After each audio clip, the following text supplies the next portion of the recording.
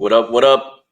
This is Triple Play Fantasy Basketball. I'm your host, Coach James Lewis. On the other end is David Mendelson. We're here to walk you through the mock draft. The draft is this week, and we want to go in our picks. And I've done some mock drafts in the past by myself. I wanted to bring friend of the brand, my buddy from college, David Mendelson. How you doing, my man? I'm good, man. Pumped to be doing basketball with you, a collab between me and you that we haven't got to do, maybe ever, if definitely not ever. It's been a while. And I really got into my NBA this year. I loved NBA for a while. A couple of years, I fell off it a little bit, but over the last couple of years, I've really been digging into it, especially with sports betting. So I'll be doing a lot of bets when it comes to draft selections. So I'm really bought in this year, and I'm ready to hopefully give the people a really good mock draft that hopefully will take shape how it will be on Wednesday. Long awaited. And we finally done this. We've been rocking triple play fantasy about 4 years now. So it's cool if we finally just did a duo. Now, David has given me the honors to draft first here. So I'll be selecting for Atlanta.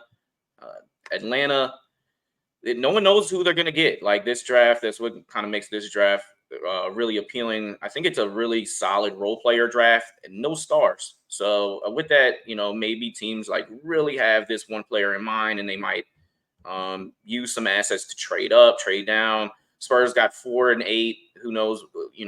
They have somebody targeted. Atlanta might trade out, trade down.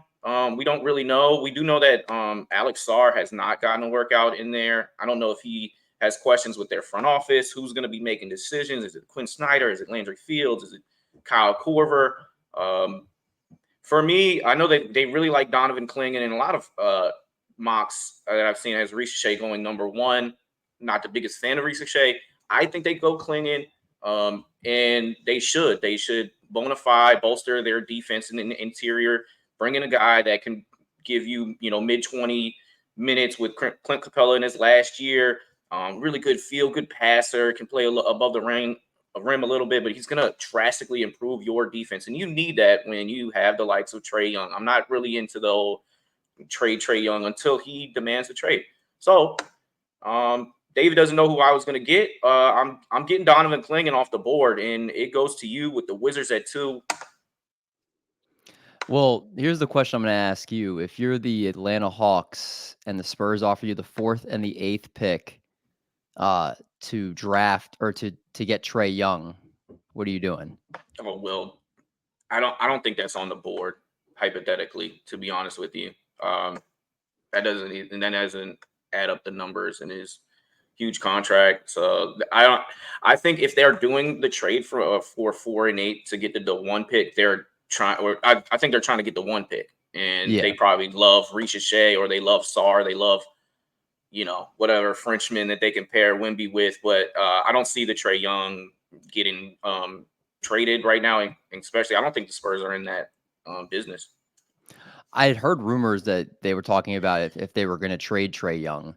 Maybe it wouldn't be for the 4th and 8th picks, or maybe it would even be the Spurs. But that was one of the names I'd been reading some stuff online recently. They said that the Hawks have been considering.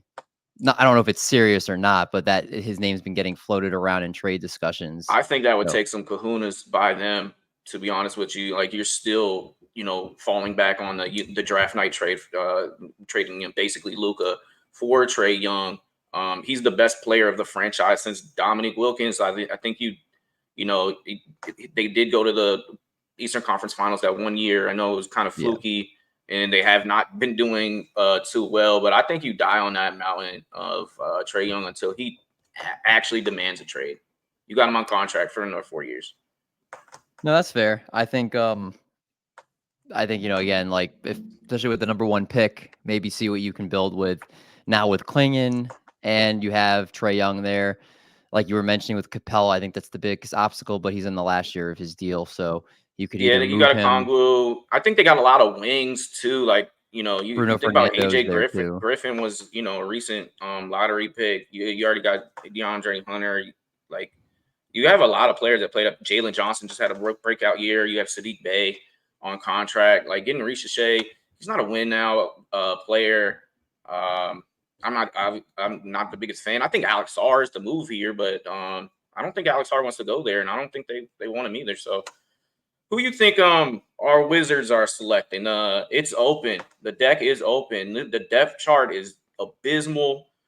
You got the likes of people like Marvin Bagley getting big time. They still got Ian Mahimi on contract, which is wild. That is wild. It's the pool party, but you don't want him to hold all the ring. They have needs in every position. They have no stars, so it's an empty deck, and I'm not a star-studded draft. But who you thinking about for DC? I think the move here is the guy who I think they would have taken at 1, and I think it's Alex Sarr. The reason mainly being, like you said, they have holes on a bunch of pretty much every position in the roster, but the one thing I don't think they can afford to keep taking is wing players. Just if you look at the roster, Denny Avija, they just took a couple of years ago. He's, starting at the 3 right now. They also have Corey Kispert. They have Kyle Kuzma right now. They have a lot of capable wings. Bilal Coulibaly, who they drafted last year, who's kind of like he's 6'8". They kind of list him as a 2-3. I think they need a big guy. They need, especially after trading Daniel Gafford over to a big man. The Mavericks. They need a big guy there. They need a franchise center. Is Alex Sarr a franchise center? If you're looking at potentially what his ceiling could be, that's what they've kind of projected that could be a starting caliber center in the NBA. I think he's the number 1 pick if he actually works out for the Hawks. But since he's not working out for the Hawks and does not seem like he wants to go there, I think the Wizards will scoop him up at number 2. He's got some position versatility. He shows signs that he could be a shot blocker. He's a large individual that runs well. And maybe that's a building block for the future. Not mad at you, at Alex Sarr, that puts the Houston Rockets on the clock. And I'm getting Reed Sheppard, a young man that shoots over 50% from the three-point line. I know that probably won't translate to the league, but he is the best shooter in this draft.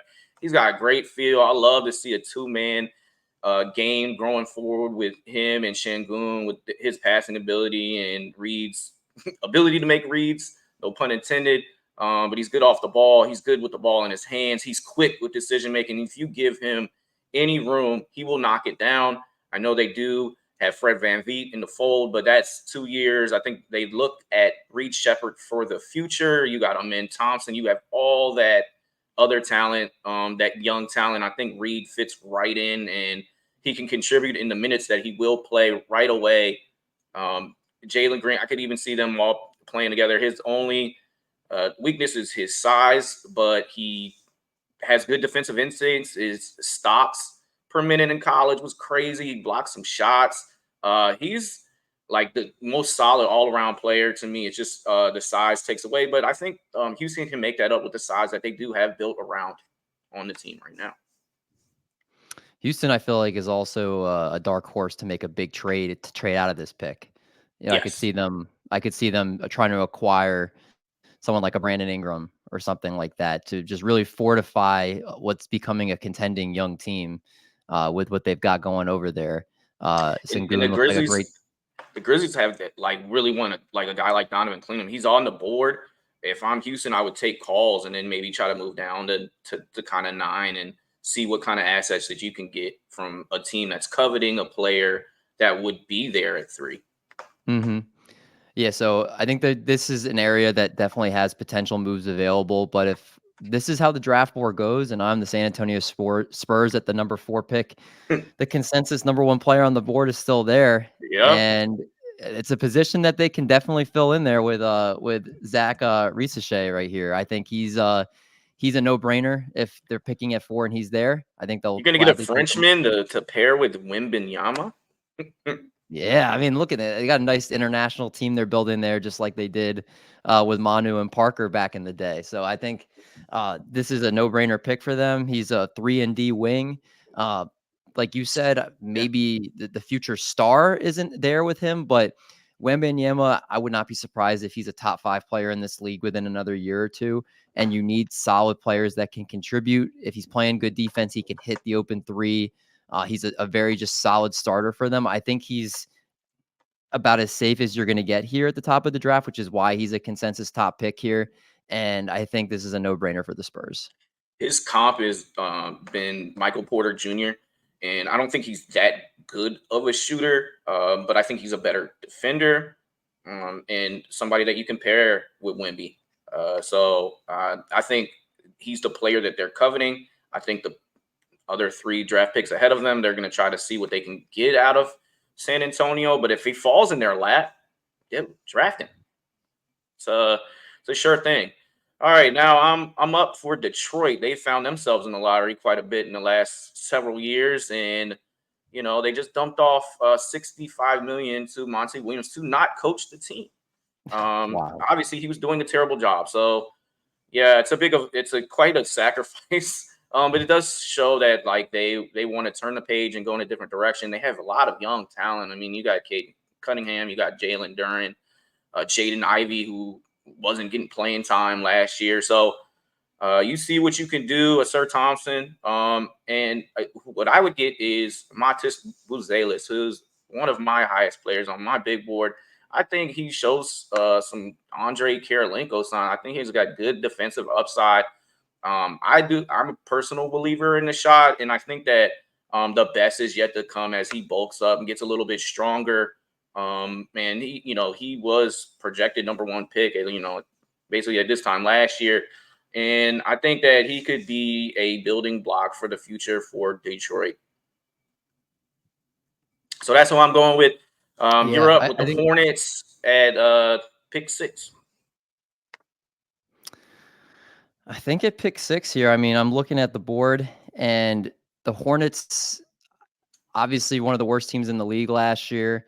I think one of the areas they're struggling, obviously you have LaMelo Ball there, and you have Miller there, Brandon Miller there. They have a lot of potential scorers, but I think they need that anchor defensively. They need a guy that's going to go in there, and they need a guy that's going to shut down the opposing team's best player and start building a better culture there and a winning culture.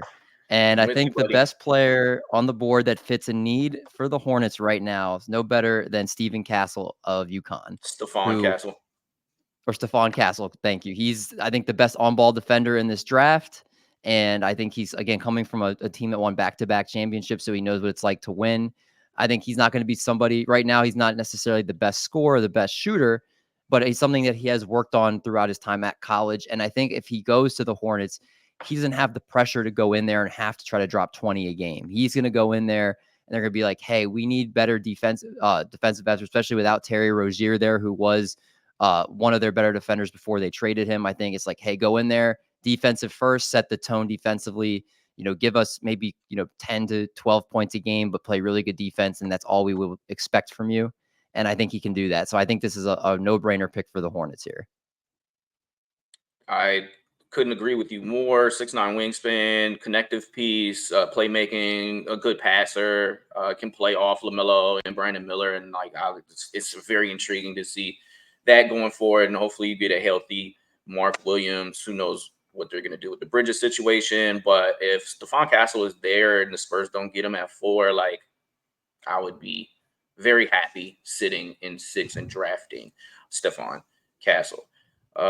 We have a team in the Portland Trail Blazers who are coming off drafting Scoot Henderson, who underwhelmed quite a bit. They have Shaedon Sharpe. They have Simons. They got, a lot in the backcourt, and I don't know about the long-term future there. They traded for DeAndre Ayton, who is DeAndre Ayton. But they have pick 7 and 14. Do they package it? Do they move up? I don't know, but if they're sitting there at 7 and this is what, is on the board right now, Rob Dillingham is falling a little bit, but again, you got Scoot Henderson. I think you go with Cody Williams. And that's who I'm going to get. Jalen Williams of the Thunder's brother. I think he shows signs of potential. He had an injury-riddled season, but he shot good percentages. He can be a solid defender going forward. Maybe play under Jeremy Grant a little bit. I see a little bit of similarities there, and maybe he just develops into a really solid player. He's somebody that's moving up on boards. And if you're swinging for the fence, I like the promise in Cody Williams, so I'm going Cody Williams to Portland. I like it. It's a great pick for them. This next pick with the Spurs here, I think I could see it going two different ways if the board shakes out. I think ultimately, when I'm looking at the San Antonio Spurs roster, how you have Vassell, you have Wembanyama, you have Sengun, or I'm not saying Socon. I just think they have a lot of nice pieces, but I think one of the areas I could see them going here is I see him going Devin Carter of Providence. Love it. He's also a great defender. I think having him and Wemby together is have him great for the pick and roll. And I think he doesn't need the ball to score on offense, which I think, with Wembanyama being the focus of the offense, being able to have someone that's able to thrive off the ball is a big deal. So I think this would be a great pick for the Spurs here at number 8. I love it. Get someone that doesn't suck. I love Devin Carter. He led the league in rebounds, as a point guard, player of the year in the same conference as UConn. It's hard to point out a bad game, like many bad games, because he just didn't have any. Son of Anthony Carter, played 13 years in the league. I love a lot about Devin Carter, and I think this is a great pick for the Spurs. And, some people be like, wow, I mean, Robert Williams sitting right there. I love the defensive potential. You match that up with Wemby, and I think that would be a great pick for the Spurs. And I think, not to cut you off, but I think people are really seeing with the Celtics how they won this year. You have Drew Holiday, arguably the best on-ball defender in the NBA. You have Jaylen Brown, who's one of the better defenders in the NBA. Jason Tatum's no slouch defensively. It's showing that, having stars are important, but if you have guys that can guard and make it harder for the other team, especially if they can go 4 or 5 minutes without scoring, that's huge. Because the offensive talent of so many players in the league right now is off the charts. So you have guys that can make things challenging. It can be the huge, huge difference, especially if you have multiple guys that can do that. So I think getting these ball dominant defensive guards here are really could be nice building blocks for the future, especially if you have offensive talent like Wembanyama on your team. Now we have the Grizzlies on the board, and it's all about building around Ja, Desmond Bane, Jaren Jackson Jr. Ideally, you can get a solid 5 here. I don't know if they're in the Edey business. Like, getting Zach Edey here, they have fast up tempo. I just don't see him as a fit. I mean, I think he's probably the best big left. I think that they covet Donovan Clingan, as I mentioned prior. There's a couple different directions that you go here. Dalton Knecht, you surround Ja Morant with shooters. So he is the best shooter, movement shooter that we got here. He can go on a heater. You can plug and play him with Bane, bring him off the bench. I see a lot of, the NBA, you need shooting, especially around Ja Morant, who's not the best shooter. Another direction here could be Ron Holland. He's got solid defensive potential, got all those intangibles.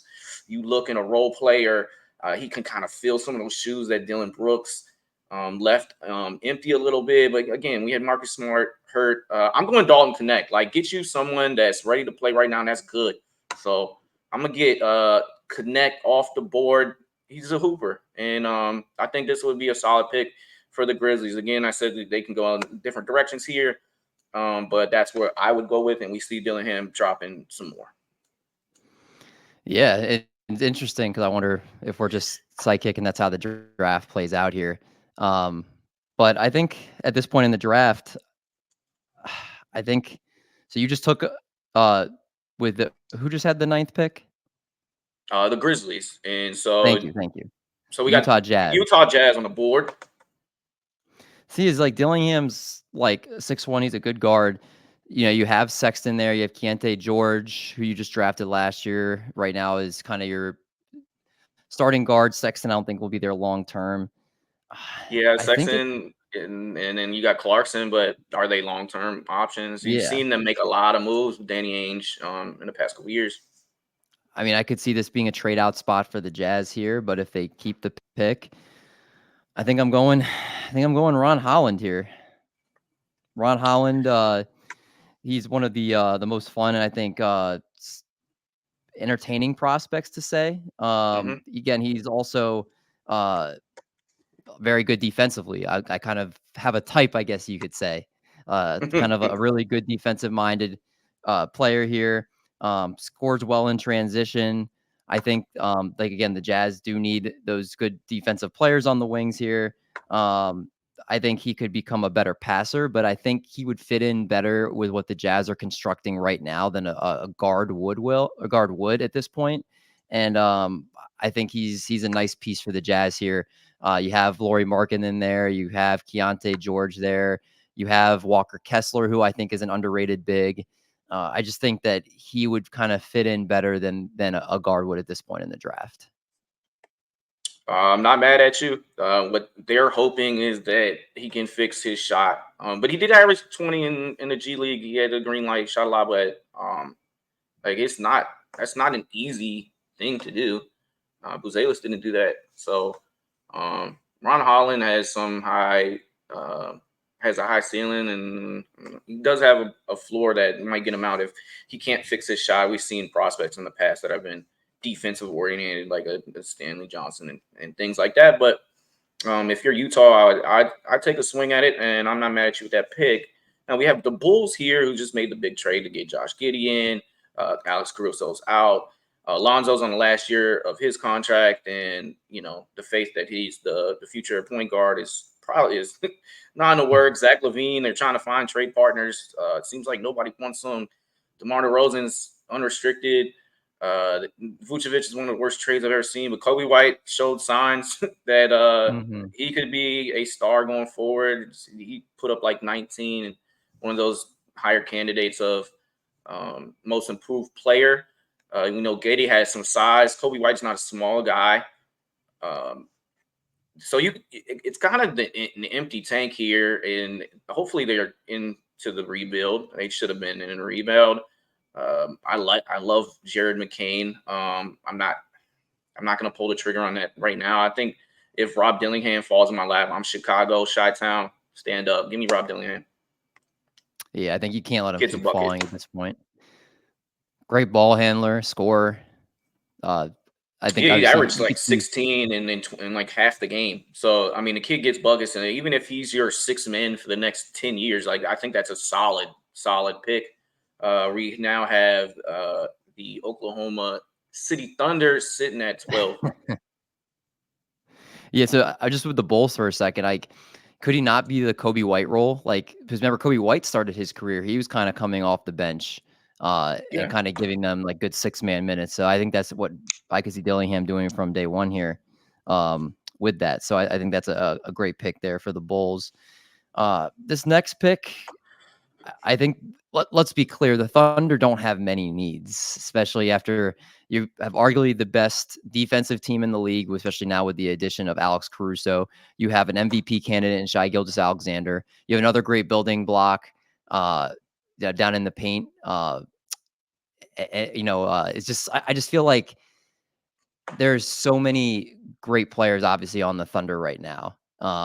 And I think this is a luxury pick, obviously. So I think at this point in the graph, I'm going to go Tidjane Salaun of France. Tidjane Salaun, thank you, of France. Just at this point, again, being a luxury pick, I think he's a forward. I think he's got a lot of tools there. He's athletic, which is great for him running the floor with Shai Gilgeous-Alexander. He can go to like a stop to start top speed pretty quickly. Basically, I think a great transition player with a long wingspan. And I think that just the fact that he's able to move very well, the fact that he goes well in transition on a team like the Thunder that are going to, look to go and move here. I think obviously he needs some work with his footwork.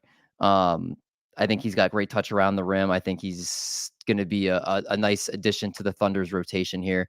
We aren't going to ask a lot from him. They're going to ask him to come off the bench and just give, probably in his rookie season, I could see like 20 to 25 minutes a night, just coming in there and just giving some good minutes. So I think he'd be a great addition to the team that with Chet and with Shai Gilgeous-Alexander at the helm here, like you literally just it's a luxury at this point.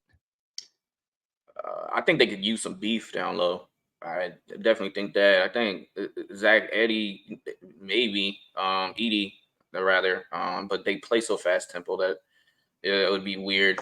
I couldn't see Salaun getting 20 minutes a game. That they just have too many players. They got Ousmane Dieng of France still in development as well. But I'm not mad at you. They're still a team of the future. I would have gone in a different direction, but here we go.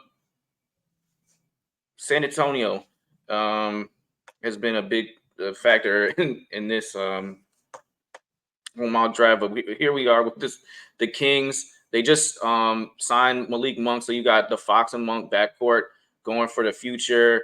They have Kevin Huerter, Davion Mitchell. They got a lot of players in the backcourt. You have Domad. You probably see the end of Harrison Barnes coming here soon. He's got 2 years left on his contract.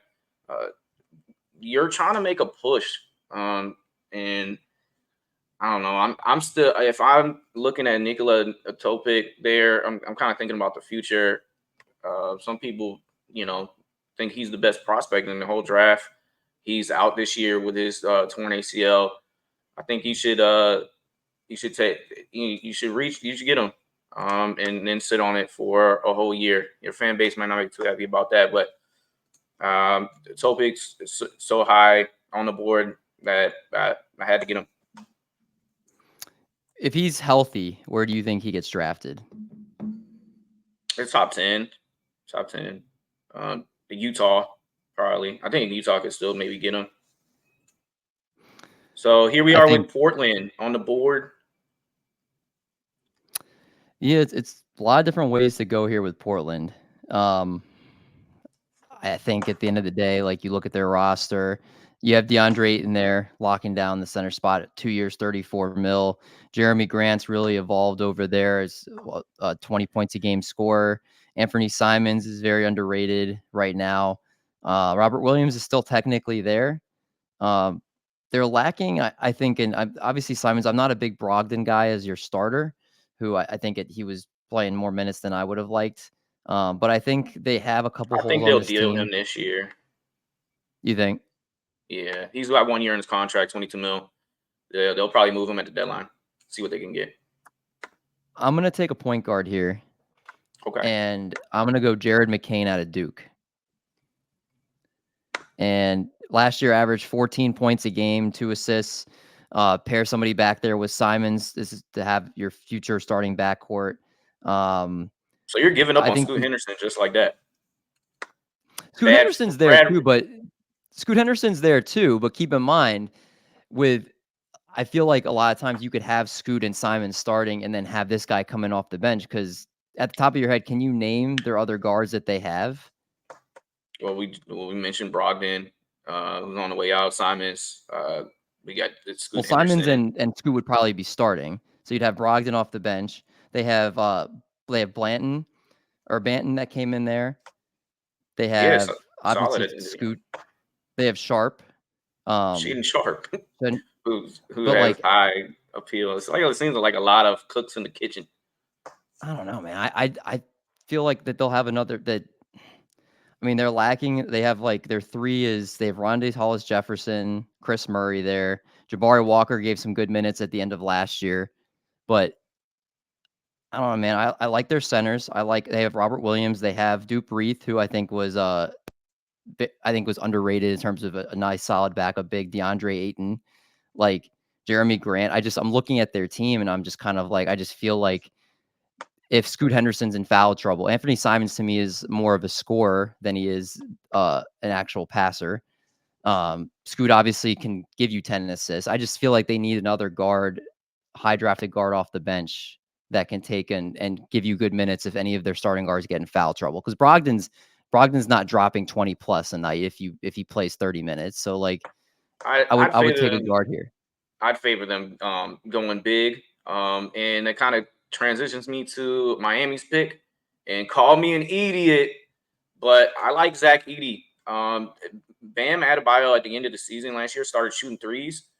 And yeah, you're not going to play Edey the whole game, but you get him 15, 20 minutes to start. You see what it works with. And I mean, the dude is absolutely enormous. He was a player of the year 2 years in a row, took his team to the championship. If he's sitting here, Miami, give me Zach Edey. Does that not at all concern you? Because I was looking at that with Miami, but you know how big they are with conditioning Mm-hmm. and players that move well. Like Bam's their 5, and Bam's an athletic freak. He doesn't fit the Miami mold to me. Like this isn't someone I feel like that Miami would go and draft just based on just how he moves and just the Miami's play style. That's why I said you got to make it fit to a player like him. I could see him get a Tristan DeSiva instead, or some of these versatile wings. But I like Edey, and I want to get him, and I think that he could pair well with you're not going to switch with him. He's going to be dropping with like maybe have him roam guard the player that can't shoot on the other team when he does play. But like try to guard him on the other end. How about that? Try to guard him on the other end. And maybe it's even situational where you're in the half court and you're coming off a timeout, like put him in there. And if you try to foul him, he shoots free throws well. So that's why I'm grabbing. We got Philadelphia 76 with a huge pick here on the board. I think Tobias Harris's career in Philadelphia is coming to an end very soon. And yeah, it is over. It's done, and it ended on. Oh, is it technically over? Well, he's an unrestricted free agent. And he had 0 in the last time we saw them. They're done with Tobias Harris. They're out of the Tobias Harris camp. It's over. You've got building blocks with Tyrese Maxey and Joel Embiid. So kind of looking at then building from the inside out, because you have your center and you have your point guard. You're losing Tobias Harris, who was kind of your 3-4. Why not replace him with a guy that's, in terms of height, very similar to him at about 6'8", and taking Tristan da Silva out of Colorado. He was a senior last year. He's 23 years old. Looked really good in the NCAA tournament. But he's someone that can get easy buckets, which I think is a big deal because Philadelphia has been lacking a consistent number 3 scorer on the team. Tobias Harris was supposed to be that guy. He's a good shooter. And I think at this point, it's like kind of almost like a plug and play. You're losing a guy that's in Tobias Harris. I don't think anybody's sad about that in Philly, but I think he can kind of step in and take that role from what Tobias Harris was doing. Solid pick, and the Lakers are on the board. And me being a LeBron fan, who do I like to pair him with? I'm gonna have to scroll down, keep going. Yeah, Ware. That's who I want. I know he has motor concerns, but he is a high flyer. He can protect the rim well. What the Lakers have sorely missed since winning their championship is a solid 5-man. We saw the impact that Derek Lively's had with the Mavs. They played Team USA together. They kind of paired, and it was Ware that was really the spectacular one when he did play. He had a disappointing freshman season, had a bit of a bounce back with Indiana in year 2. I like the upside. The mechanics from 3 look like they could be potential going there. Lakers, Ware is on the board at 17. Give it to me. All right, so then we're back to me here. Yep, Orlando. Orlando's got a lot of nice pieces too. This is kind of like to me like the Thunder light. Like the Thunder get talked about more, rightfully so, based off their young talent that they've been developing. But I think Orlando is also on that cusp with what they've been developing over the last few years here. And I think at this point in the draft, I'm going to take Jacoby Walter out of Baylor. Up and down freshman campaign, but he has good two-way potential. Averaged 14.5 points a game last year on 34% shooting from 3. He's an aggressive scorer. He has a pretty nice shooting stroke. I know they kind of compare him. I've seen like Chris Middleton comps. Just a solid piece of I love Suggs. I think obviously a great on-ball defender defensively. He can shoot and has good scoring ability there. They have a lot of great pieces in Orlando. Obviously, Paolo Banchero is a beast. This is a guy that I think, I believe he's 6'4". 6'4". So like 6'10" wingspan. He's going to kind of Yeah, nice wingspan. I think he's a really solid player, and I think Orlando has just been doing that over the years. That they've been just taking value and taking good players, regardless of positional needs at this point, and they just kind of make it work. As you saw with the bazillions of guards that they have had, uh, thinking like uh with Cole Anthony there too, Jalen Suggs, and some of the other guards that they have. So I think I'm going Walter. Jacoby Walter here. Yeah, and he's got a real high upside. They need shooting. He didn't shoot percentage wise, but he's a good movement shooter. Maybe they build with him going forward, and they do have to make some moves as far as those guards are concerned. We now have Toronto on the clock. Scotty Barnes had his big breakout season. You are building around him, and you got Emmanuel quickly in that trade. It's you draft Grady Dick last year. You got RJ Barrett. Those are kind of your building blocks going forward. For me, Kelly Olynyk got 2 years. Your big man situation, you Jakob Poeltl. I am higher than a lot of people on Kyle Filipowski. I think he's just a solid overall player. He has a chance for that shot to develop. He's 6'10", and he's just huge. He's huge, man who produced for Duke. 16 points, 3 assists, 8 rebounds. I don't know. I know he's a little stiff on defense, but big white guy going forward for Toronto. That's who I'm selecting here with the 20th pick or with the 19th pick. Cleveland Cavaliers, you're on the board. This next pick to me is contingent on, I think if they make this pick that they would be making a move. But I'm going to take, if what I think happens, I think Darius Garland is not going to be in Cleveland next year. Based on just what you've heard, based on just his game regressed so much from what he'd done the last couple of years. And in the playoffs, if you bet on him or you were watching him, it was incredibly frustrating. He was not looking like he wanted the ball, not looking like he wanted to be aggressive.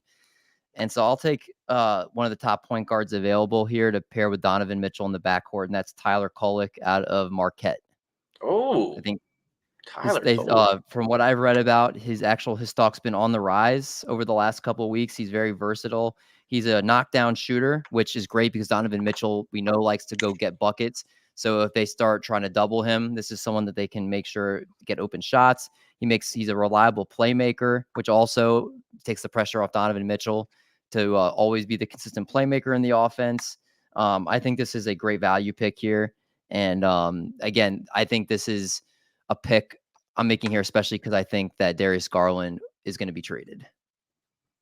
Yeah, wow. 4 years left on his contract. I think Donovan Mitchell might be the one that requests a trade mid-season, but I don't know. I wouldn't just give away on Garland. I think he's got a bright future. He was just an all-star just past season. And why do you think he regressed so much last year? I don't think he was that bad. I think that he didn't have a great playoff run. It was his first time kind of going through those type of experiences. I mean, he was getting grilled on national once Donovan Mitchell went down with the injury, he was hooping in the last 2 games of that series. So I just think that it's a pairing thing. I don't think that him and Mitchell are the great. I don't think they bode well together. It's kind of like Allen and Mobley. I think that they just have too many good things at the same position, and they just kind of need to make some moves maybe to make it just more versatile in the wing positions. But yeah, I think it's just a fit thing. Honestly, I don't give up on Darius Garland. I don't know what you can get in return that's going to be as good as him as well. All right, we're sitting here, Pelicans. A lot going on here. CJ McCollum, Trey Murphy the third, huge breakout season. Brandon Ingram. You got Zion, and it all depends on Zion and whether he's healthy or not, because we know how damn good he is when he is.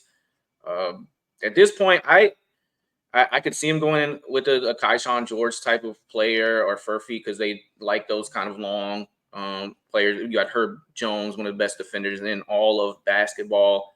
Jonas Valanciunas is a free agent here. Maybe they bring him back, but they kind of seen how he gets kind of played off the court towards the end of games, and they kind of lose some faith in him. I'm looking at the center position. I'm looking at use Missi to help fortify kind of that interior defense and look for an upside big. So that's who I'm going with their pick. We have the Suns on the board, the most disappointing team in all of basketball. I'm gonna say save the Suns. You know what's funny is they probably are, but it's kind of funny as a Wizards fan being like seeing them stuck with Bradley Beal and his contract, because I think everybody was kind of like, that's all you got for Bradley Beal when we originally traded him. But they're just in a cap nightmare with those three guys that are getting paid $50 million. $150 million through three players. That is insanity. Yeah, and shows what happens if you just. I think the big three era of NBA is over. I think it's getting two solid superstars and then having a bunch of good players around them, as opposed to three and then getting guys mostly on league minimum contracts. And yeah, it's hard to build your roster around that. I mean, all three players, the rest of the roster, makes as much as one of those players. So, like, yeah, I'm with you on that. They don't have too many assets. They've traded all of their picks away. So they need a savior in this this 22 overall pick. Who are they getting? I'm gonna take Isaiah Collier out of USC. I like it.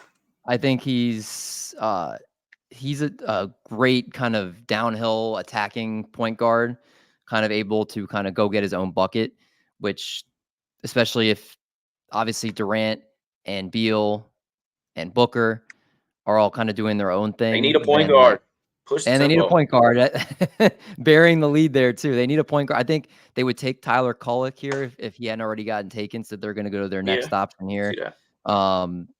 I think he's a good ball handler, strong frame. He's able to just make things happen.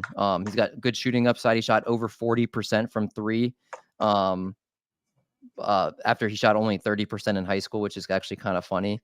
But I think he obviously shooting needs to get a little bit better, but he's a good defensive player. He's got active hands. He can slash to the basket. I think he's the best player available for them at this point, and they take him. Nice, solid pick. On the board now, we have Giannis Antetokounmpo in the Milwaukee Bucks. They're in win now mode with Damian Lillard, Chris Middleton, and Brook Lopez, Bobby Portis. I mean, they have championship intentions, and I feel like they are trying to get someone that can plug and play right now. There's been some controversy around the player that I'm about to draft. But he's a walking bucket, and I mean, you read the story how you want to, but he's got exonerated for it. So I'm getting Terrence Shannon Jr., and you saw what he was doing around tournament time. He's got some good size. I think he can play on the wing, especially with Chris Middleton getting a little older. He's 22 years old. He's old. Like, he's ready. He's ready to contribute and play right away. And I'm gonna get Terrence Shannon Jr. All right. 23 points, 2 assists, and 4 boards. All right. So next we got back-to-back picks from the New York Knicks here, 24 and 25. You get a try. I get a try. All right. Well, you have Dante DiVincenzo there, who's a great shooter, and Jalen Brunson can go get buckets. But just looking at the New York Knicks roster, as I just pull it up here really quick, just to make sure that I'm not forgetting anybody. DiVincenzo, Hart, OG Anunoby, Julius Randle, Isaiah Hartenstein, who's a free agent. I know all those. No, I'm just making sure it's the specific thing that I'm looking for is not taken. I don't think it is. So I think this is going to make this pick that much more needed here. When Jalen Brunson's going to the basket and Dante DiVincenzo is not on the floor as a spot-up shooter, the New York Knicks do not have that consistent outside shooting threat outside of him that's going to get threes. Now, Bogdanovic can hit some threes. Obviously, Julius Randle can shoot threes. He shoots a lot of them. Miles McBride can shoot some threes. But I think they need a knockdown shooter. And at this point in the draft, I think I'm going to go Johnny Furphy out of Kansas. 6'8", He's kind of plays. He's more. I said this is one of the cool things. He's one of only 3 high major freshmen to make 10 or more 3-pointers and 10 or more dunks. The other 2 were Stephen Castle and Cody Williams last year in college. So he's somebody that I think just fits the need. They need more shooting, and I think he fits it well there. So I think it's a good spot here for him All with the right. New York Knicks. And I'm not mad at you. With my New York Knicks selection, I'm going Ryan Dunn. I think he's the best defender in this draft. He's got a 7'1" wingspan, and he screams Tibbs guy. Goes and gets rebounds. He can kind of maybe fill in for that Josh Hart role and get you some minutes off the bench, as those guys were all playing 46, 48 minutes in the playoffs. So maybe he can relieve a little bit. He's a good rebounding wing and a solid ass defender, and they already got people that can get some buckets. So we got to add some defense to the New York Knicks, and I feel like he fits the culture. All right, I like it. I think the Knicks have a good addition there with that. The Wizards back on the clock, and you got Alex Sarr with the first pick. The Wizards have to go guard here. The question is, I'm kind of stuck between 2 players, and I just think that they need some. It's kind of 2 different play types here. I'm gonna go with. Come on, man! You got to make the right decision. I'm gonna go Bub Carrington. Baltimore, stand up. That's right. St. Francis Academy, Bub. He's a really good perimeter scorer. 6'3", 195 pounds. He's basically one of those guys that can go get buckets. Catches fire. He's a pull-up threat. He can make plays. Which we have Jordan Poole in the backcourt, who kind of turned into the quote-unquote point guard last year towards the end of the year. But this is another guy that can make plays in the backcourt, can go get buckets, especially with a lot of raw players in the front court here. I expect Kuzma could potentially be traded, which was, again, opens up more scoring that's going to be needed if they do go ahead and make that move. But a playmaker here that I think the Wizards need. So, yeah, give me Bub Carrington. All right. And to be honest, I don't think Bub will still be on the board there at pick 26. There's just a lot of chatter about him from what I've been reading. And to me, he's like one of the best dribble shooters, like shooters off the dribble, more so in the mid-range area, but he has huge potential, and you need that in the NBA. So if he's there, I think that's a great pick. Now we're here with Minnesota. So we're building around Anthony Edwards now. Mike Conley started battling some injuries. I think you're looking for the point guard of the future. He's not going to be there forever, and they don't really have a backup point guard. To me, there's nobody here that screams like I should get them at the point guard position. I could click on point guard. Juan Nunez is right here, is the highest rated. I like Jamal Shea, KJ, Bronny maybe. But I'm going by Baylor Scheierman. And although he's not quite whatever point guard, but he's kind of a do-it-all offensive player. He's got good size. He plays really well off of the pick and roll. And, you got Gobert. I like this pick. Give me Baylor Scheierman with his 4 dimes, 9 rebounds. And he can really shoot the 3 if he is open. Big guy. For a big All team. Right. So which now puts Denver on the board.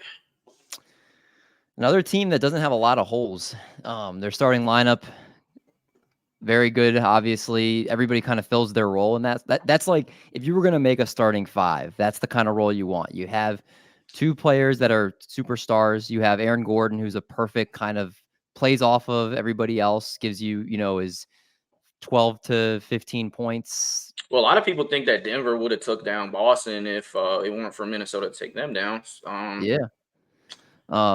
Obviously their bench is going to need some work. Braun really came on at the end of the year. But I do think that they need somebody which is what you saw last year, if Jamal Murray and Jokic both aren't on the floor, which I think they tried to limit as much as possible, that they didn't have enough people that were going to be able to go get buckets. And one of the best bucket guys left is Keyshawn George out of Miami. I think he can come in and fill that role that they're looking for, someone that can score off the bench. He could end up being a great backcourt addition here. For them, averaged 7.6 points a game last year, shooting guard, but 47% from the field, almost 48%. I just think that he could fill a nice need for them in terms of bench scoring. And again, at this point in the draft, these are all really good teams. So you're kind of looking for, these are just kind of luxury picks and guys that you think could fill out your rotation, most likely probably your bench rotation. Yeah, try to get them some minutes because they did suffer after their starting five. Their bench didn't contribute quite as much as you would choose. And they elected for some veterans like the Justin Holidays of the world that fill some of these minutes. And they have some young guys on the roster. I think they just need to kind of give them some opportunity. Utah, of course, they're in a rebuild, but they play competitive. Will Hardy's one of the best offensive minds in basketball. You got Taylor Hendricks, Keontae George that you're building around, and Walker Kessler. I think you can take another swing here and get somebody with a bright future.